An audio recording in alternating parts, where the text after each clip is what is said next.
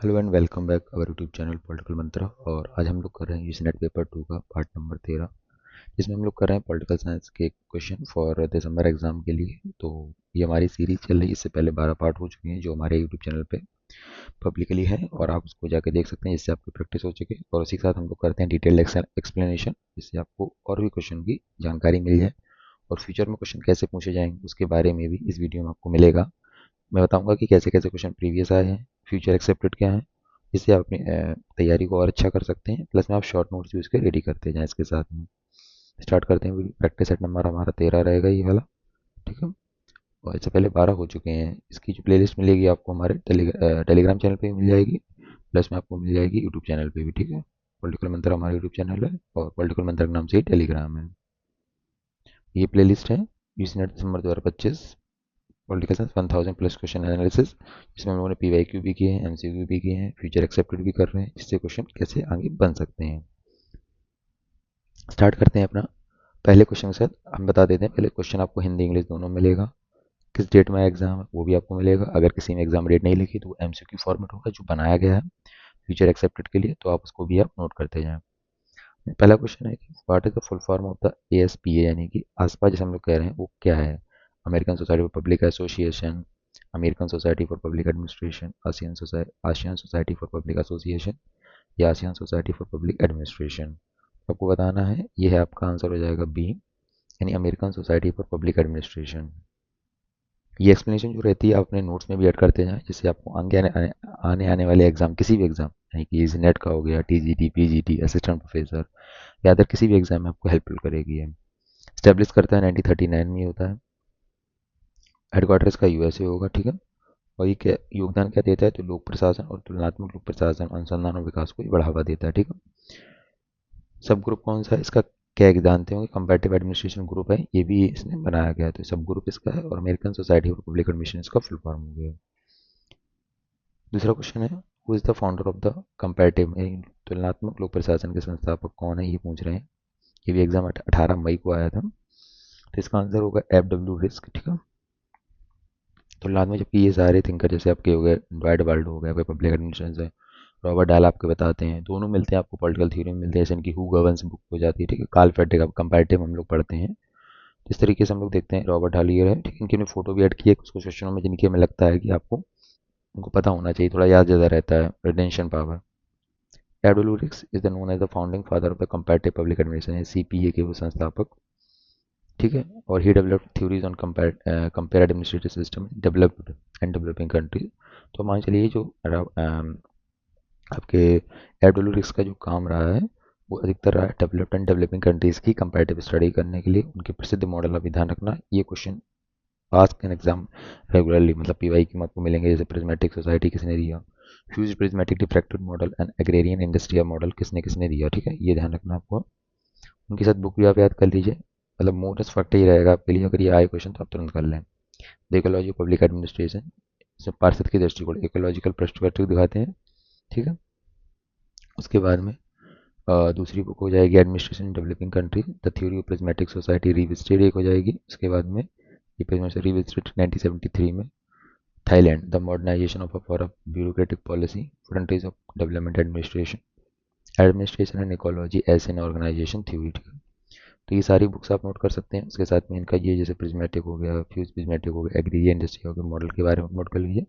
इससे आपको क्या होगा कि जो अदर के एग्जाम, मतलब क्वेश्चन को मैंने अटैच किया ना सारी एक्सप्लेनेशन में, तो आपको आगे भी फायदा करेगा। नेक्स्ट क्वेश्चन है, अब ये क्वेश्चन देखिए, ये लगातार इन्होंने बनाए थे, जो जिसने पेपर सेट किया था उसने क्वेश्चन ऐसे पहले हो गए कंपैरेटिव इस तरीके से डिजाइन किया था। रॉबर्ट डाल का क्वेश्चन हो गया, एडविल रिस्क का हो गया, तो इस तरीके से बनाए। प्रिज्मेटिक सोसाइटी रिविजिटेड किस चीज़ का विश्लेषण करती है, पहला बताती है। जो लास्ट वाली बुक है ये वाली 1973 वाली बुक है, वो किस चीज़ का प्रतिनिधित्व करती है। विकसित समाजों की विशेषता, उनकी अनूठी प्रथाएं, यानी characteristics of developed society and there unique administrative challenges के बारे में बताती है। Second is characteristics of under developed society and there unique administrative challenges. Third is the characteristics of developing society and there unique administrative challenges, या all of the above बताया था।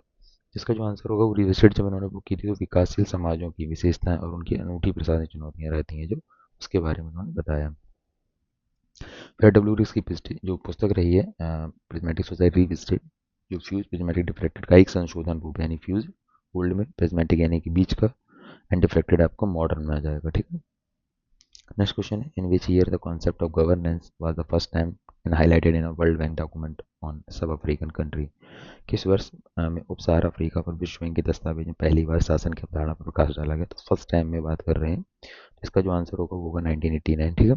इसके बाद थोड़ा देखते हैं आपको वीडियो कैसा लगा, थोड़ा कमेंट सेक्शन में जरूर फीडबैक दीजिए, जिससे आपको पता चले कि और क्या अपडेशन कर सकते हैं। एनी और एनी रिक्वेस्ट फॉर द किसी any exam then title and paper का नाम, जिससे मैं इसके थोड़ा क्वेश्चन टाइप करवा के आपको बता सकूँ कि किस तरीके से आपको बताना है। और सर एक्सप्लेनेशन आप बताइए कैसा लग रहा है। एक्सप्लेनेशन इसका है, the concept of governance was first highlighted by the World Bank in 1989। ठीक है। तो वर्ल्ड बैंक की जो रिपोर्ट आई उसमें गवर्नेंस का जो शब्द आया, मतलब शासन का, वो 1989 में आया। की अवधारणा को पहली बार 1989 ठीक रिपोर्ट प्रस्तुत की थी। रिपोर्ट का आप नाम नोट कर सकते हैं, इससे भी क्वेश्चन आपका बन सकता है। सब सारा Africa from crisis to sustainable growth, ये लॉन्ग टर्म पर्सपेक्टिव स्टडी 1999। उप सहारा अफ्रीका संकट से सतत विकास की ओर दीर्घकालिक दृष्टिकोण अध्ययन के लिए। ठीक है। तो ये आप ध्यान रख सकते हैं इसको। थोड़ा देखते हैं ये कब कवर हुआ है। 1999 में रिपोर्ट आती है, किसके द्वारा दी जाती है? वर्ल्ड बैंक के द्वारा दी जाती है। क्षेत्र था सब सहारा अफ्रीका। रिपोर्ट टाइटल था from crisis to sustainable growth. मुख्य मुद्दा क्या था? मुख्य मुद्दा था आपका क्राइसिस ऑफ गवर्नेंस, और governance include corruption, weak institution, lack of accountability. Significance of governance link to development, महत्व था विकास शासन को जोड़ा गया। And led to good governance concept है, नहीं अच्छे शासन की परिणाम आई 1990 के दशक में। तो अगर आप एक थोड़ा सा देखेंगे तो 1989 में रिपोर्ट आती है। ठीक है। उसके साथ में विश्व बैंक ने दी। ठीक है, ये ध्यान रखना आपको। तो मैं और जो आपका मुख्य पूछा गया शासन, जो रिपोर्ट आई थी बाद में, उसके बाद में, तो पहले आई शासन। ठीक है, मतलब गवर्नेंस से रिलेटेड थी, शासन की रिपोर्ट लाने का प्रयास किया गया। ठीक है। नेक्स्ट है सीडीपी, जिसे हम लोग कहते हैं community development programme, was institute in which year, सामुदायिक विकास कार्यक्रम। और हमें लगता है ये क्वेश्चन आपके किसी भी एग्जाम में आएगा, यानी ये नेट के तो मतलब फाइनली है, पूछेंगे क्रोनोलॉजी में लगाइए कि ये सामुदायिक विकास कार्यक्रम कब आया। बलवंत राय मेहता कमेटी आपने देखे भी हों क्वेश्चन पुराने, तो उसमें पूछा गया है कि कब कब आए, इनको सीक्वेंस में आप लगाइए। तो इसका आंसर होगा 1952, सॉरी 1956 होगा इसका आंसर। एक मिनट में देख लूँ, 1952 ही है। प्रिंटिंग मिस्टेक है आंसर की, मैं चेंज करवा दूंगा इसको, बी है। ठीक है।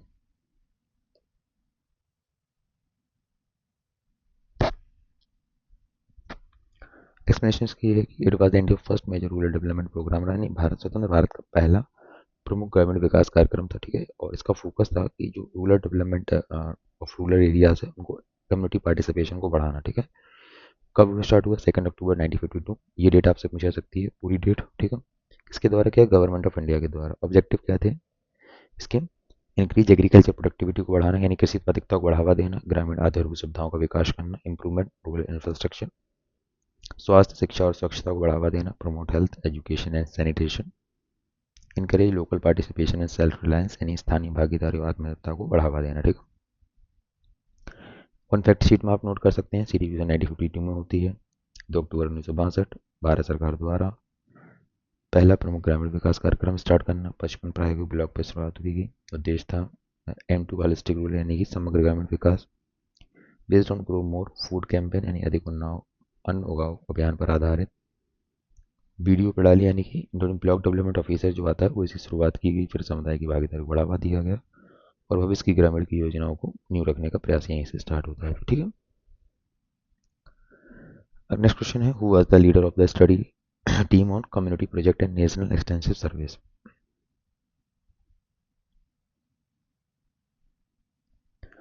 कम्युनिटी प्रोजेक्ट एंड सामुदायिक परियोजनाएं और राष्ट्रीय विस्तार सेवा पर जो आपके बने थे अध्ययन दल के नेता कौन थे? यानी अब यह समझिए, क्वेश्चन सेट कर रहे थे, देखा होगा आपने 1952 वाला जो आपका आया क्वेश्चन सीडीपी वाला, उसे सिलेक्ट करके आया बलवंत राय मेहता कमेटी जो थी ना, बलवंत जी मेहता ने इसको किया था। ठीक है।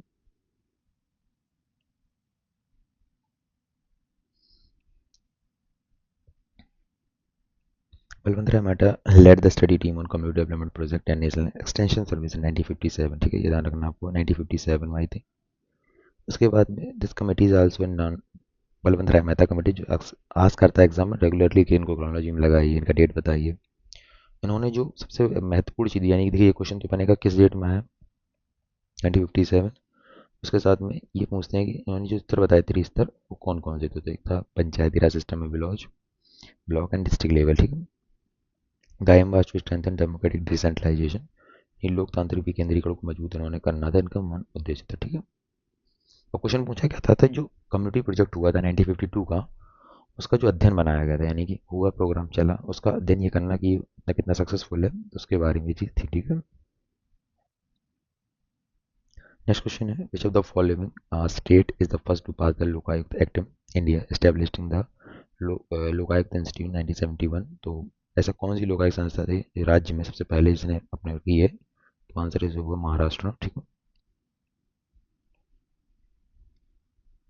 महाराष्ट्र ने 1971 में महाराष्ट्र लोकायुक्त और उप लोकायुक्त अधिनियम पारित किया। उसी वर्ष पहला लोकायुक्त भी नियुक्त किया। इस प्रकार महाराष्ट्र लोकायुक्त संस्था की सफलता को स्थापना करने वाला पहला भारतीय राज्य, ठीक। उड़ीसा ने महाराष्ट्र से भी पहले 1970 में लोकपाल लोकायुक्त पारित किया था, पर उन्होंने लागू नहीं किया था, ठीक है। तो दोनों चीज़ों महाराष्ट्र आपकी हो जाएगा, ठीक है, पहले नंबर में। राजस्थान 1973 और पंजाब आपका 1980, दोनों रख सकते हैं, तीन देखिए, महाराष्ट्र, इसके बाद में आपका उड़ीसा, उसके बाद राजस्थान, उसके बाद आपका पंजाब। इनकी डेट जरूर नोट कर लेना। राजस्थान 1973 आपको ध्यान रखना है, ठीक है, क्योंकि आस ही पास के हैं सारे। लोकायुक्त किसे कहते हैं, थोड़ा सा पढ़ते हैं इसके बारे में। Lokayukta is anti corruption ombudsman organisation in India state established to investigate and address complaints against public officials especially in case of corruption and maladministration, ठीक है।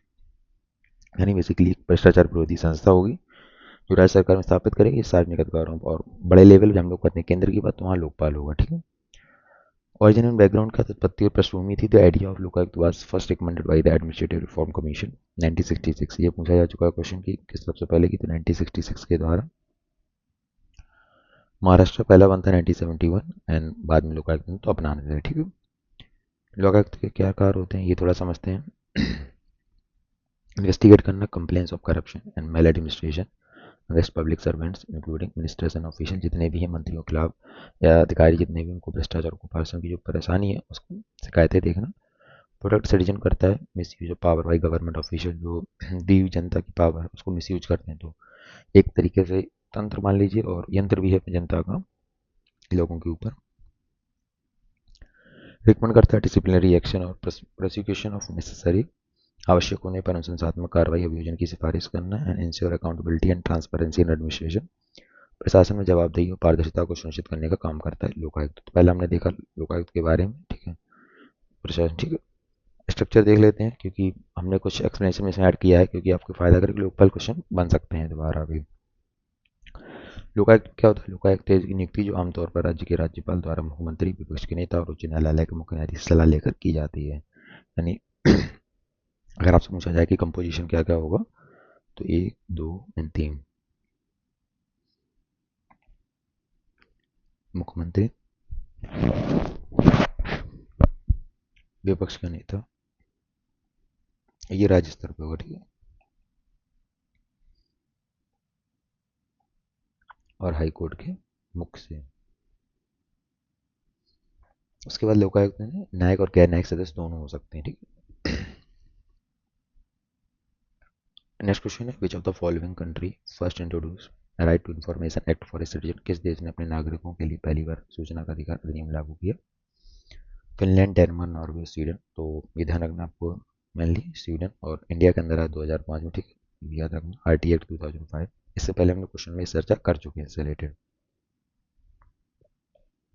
Sweden was the first country in the world to enact freedom of information act, freedom of information act 1766। अब इसकी date पूछी जा सकती है। पहला, this law gave citizens the right to access official document and government information promoting transparency। इसका उन्होंने नागरिकों को सरकारी दस्तावेजों सरकारों तक पहुंचने का, इससे पारदर्शिता बढ़ी।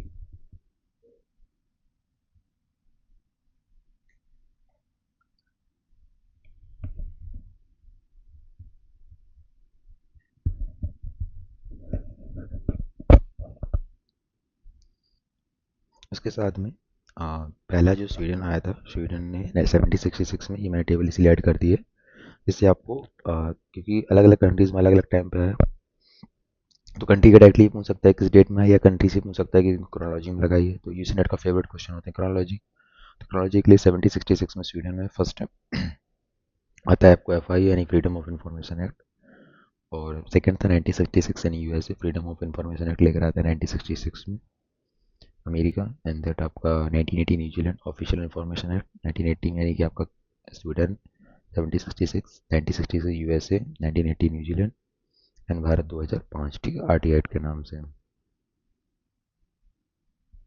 तो याद रखिए स्वीडन सबसे पहले याद रख सकते हैं, यूएसए, न्यूजीलैंड, न्यूजीलैंड के बाद भारत, ठीक है।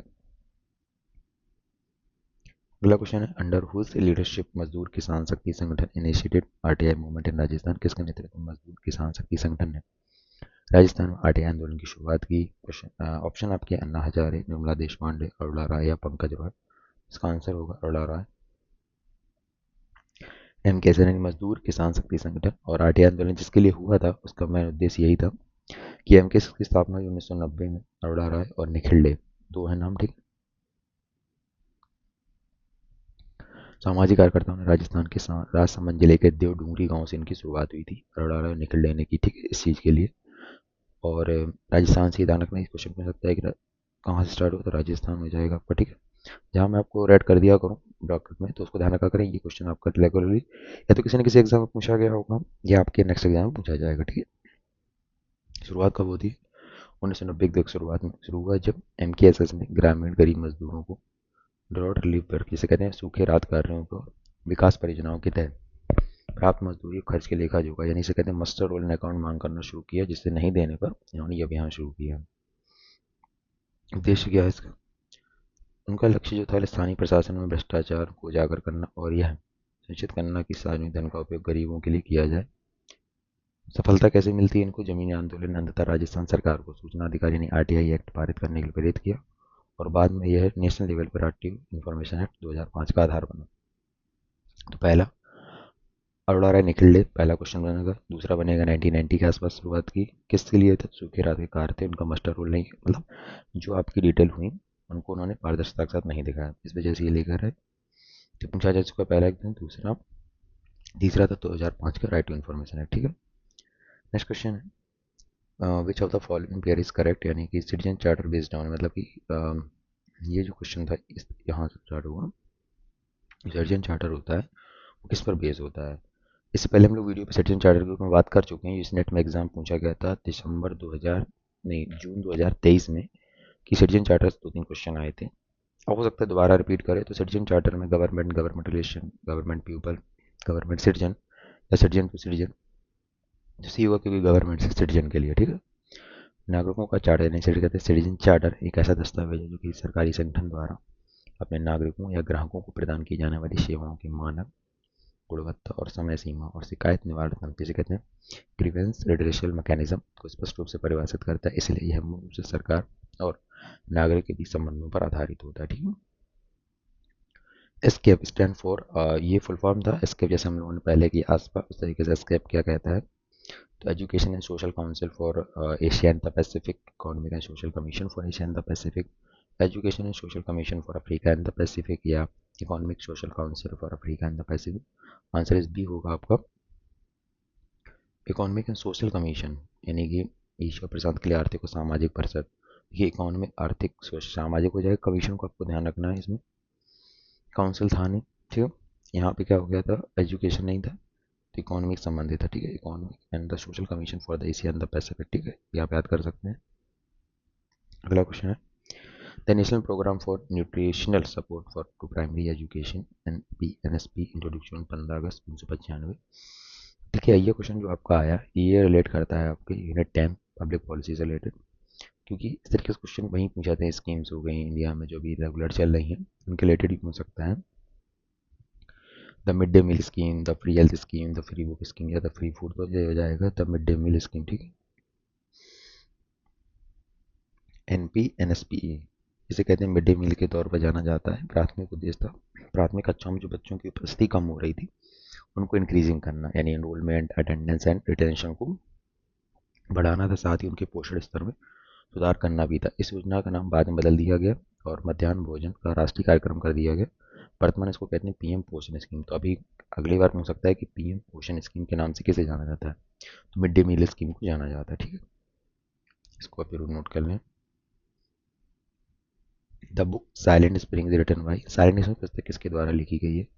ग्रो हेल्सन या बंदना सेवा राचल कार्य में से कोई नहीं। तो ये क्वेश्चन आपके महाराष्ट्र सेट में पूछा गया था, जनरल पेपर में शायद, कि साइलेंट में किससे बार लिखी गई, और अपने यूजीनेट में तो पूछा ही जाता है रेगुलर। तो राचल कार्सन ने इस बुक को लिखा। तो ये बुक थी, एडिटर रहे थे साइलेंट स्प्रिंग राचल कार्सन।